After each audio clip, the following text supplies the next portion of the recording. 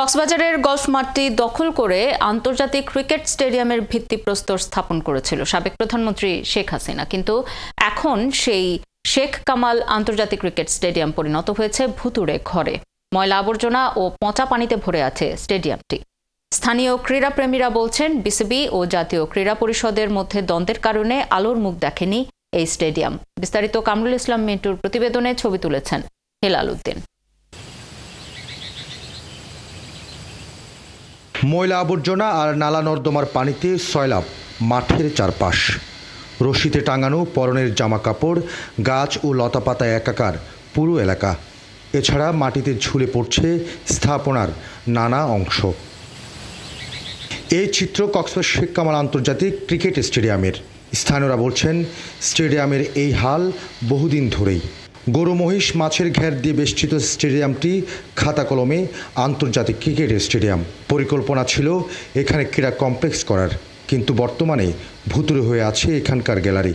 এটা কি কারণে সম্পূর্ণ হয়নি এটা আসলে আমরা জানি না, এবং সম্ভবত এটা ক্রিকেট বুট এবং গভর্নমেন্টে বলতে পারত। ওই স্টেডিয়ামে আমাদের কোনো প্লেয়ার কোনো প্র্যাকটিসও করতে পারে না।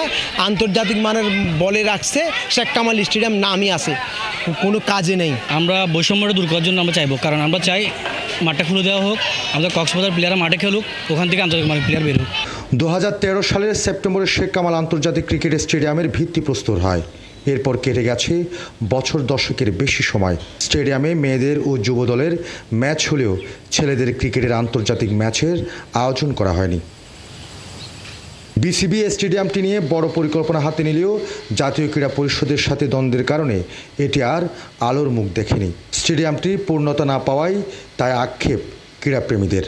যদি ওই মাঠ ব্যবহার করা যেত তাহলে মাঠ পর্যায়ের খেলোয়াড় অনেক খেলোয়াড় সৃষ্টি হতো বলে আমি মনে করি। আমি আশার আলো দেখছি সত্যিকারভাবে।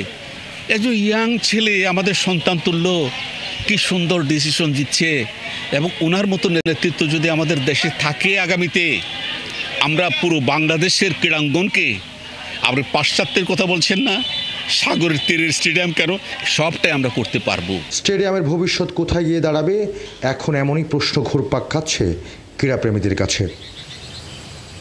কামরুল ইসলাম মিন্টু, ৭১, কক্সবাজার।